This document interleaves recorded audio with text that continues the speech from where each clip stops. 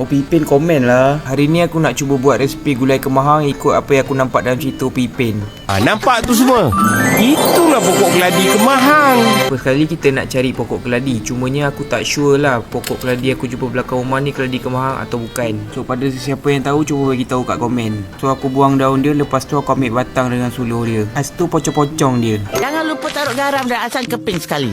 So kat sini aku rebuskan keladi tadi dengan garam dan asam keping. Lepas tu bila dah lembut boleh angkat. Aku rasa aku punya ni terlebih lembut tapi tak apalah. Sekarang kita nak buat bahan kisar dia pula. So kat sini aku nampak Kak Ros dia masukkan bawang merah, kunyit hidup, cili api dengan serai. Lepas tu blender. Dalam periuk yang sama Kak Ros tuangkan santan. Mungkin santan yang dia guna tu santan perah sendiri, tapi aku tak ada santan perah sendiri, so aku guna santan kotak je. Lepas tu Kak Ros masukkan bahan kisar dan keladi yang dah direbus tadi. Lepas tu bila dia gaul tu, mana datang pula cili merah tu.